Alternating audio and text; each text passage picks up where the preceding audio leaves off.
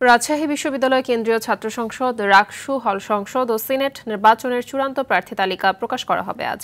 এরপরই আনুষ্ঠানিকভাবে নির্বাচনী প্রচার শুরু করবেন প্রার্থীরা। দীর্ঘ ৩৫ বছর পর রাকসু নির্বাচন হওয়ায় ক্যাম্পাসে বইছে উৎসবের আমেজ। ১৪ জন প্রার্থী মনোনয়ন প্রত্যাহার করেছেন। নির্বাচনে প্রতিদ্বন্দ্বিতার ঘোষণা দিয়েছে মোট ৯টি প্যানেল। সংশোধিত তফসিল অনুযায়ী ২৫শে সেপ্টেম্বর সকাল ৯টা থেকে বিকেল ৪টা পর্যন্ত বিশ্ববিদ্যালয়ের ৮টি একাডেমিক ভবনে ভোট গ্রহণ অনুষ্ঠিত হবে। ভোট নেওয়া হবে ওএমআর শিটে এবং গণনা করা হবে মেশিনের মাধ্যমে।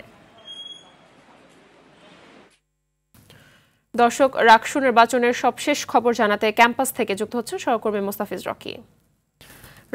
চূড়ান্ত প্রার্থী তালিকা কখন নাগাদ প্রকাশিত হতে পারে এবং নির্বাচনী প্রচারণা ঘিরে প্রার্থীদের প্রস্তুতি কেমন দেখতে পাচ্ছেন?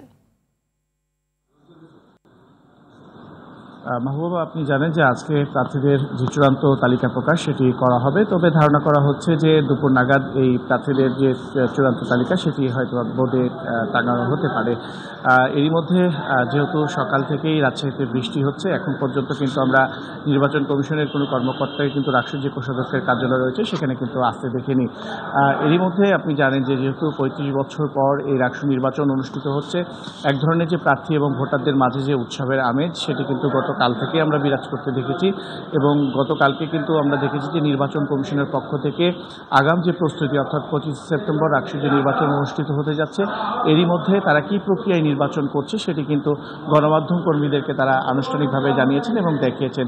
এর মধ্যে নির্বাচন কমিশন যেটি করেছেন যে ওএমআর যে পদ্ধতি, অর্থাৎ এই পদ্ধতির মাধ্যমে কিন্তু নির্বাচন সেটি কিন্তু অনুষ্ঠিত হবে এবং মেশিনের মাধ্যমে কিন্তু যে ব্যালটপত্র যে রয়েছে সেটি কিন্তু আসলে গণনা করা হবে। এক্ষেত্রে নির্বাচন কমিশনের পক্ষ থেকে বলা হচ্ছে যে ডাকসু এবং জাকসুতে যে গণনা যে যতটা আসলে বিলম্বিত হয়েছে, সেই ক্ষেত্রে কিন্তু রাকসুর যে ফলাফল সেটি অনেকটাই দ্রুত হতে পারে। এবং আপনি জানেন যে গতকালকে কিন্তু রাকসু নির্বাচনের আমরা দেখেছিলাম যে মনোনয়নপত্র প্রত্যাহারের শেষ দিন ছিল। এর মধ্যে কিন্তু রাকসুর হচ্ছে ১৪ জন এবং সিনেটের ছাত্র প্রতিনিধি সংসদের ৩ জন মনোনয়নপত্র এর মধ্যে প্রত্যাহার করেছেন এবং সব মিলিয়ে রাকসু এবং ছাত্র সিনেটের এখন পর্যন্ত কিন্তু ৩০২ জনের যে মনোনয়নপত্র সেটি এখন পর্যন্ত আসলে বহাল রয়েছে।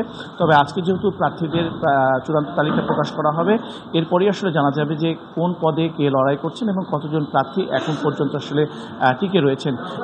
এছাড়াও কিন্তু আরেকটি বিষয় আপনাকে জানিয়ে রাখি যে হল সংসদের যে তথ্য সেটিও কিন্তু আজকে চূড়ান্তভাবে আসলে প্রকাশ করা হবে এবং আজকে ধারণা করা হচ্ছে যে বিকেল থেকেই প্রার্থীরা তাদের যে প্রচারণা আনুষ্ঠানিক সেটি তারা শুরু করতে পারবে এবং প্রতিশ্রুতি নিয়ে ভোটারদের দ্বারে দ্বারে যেতে পারবেন। মাহবুবা, ধন্যবাদ আপনাকে।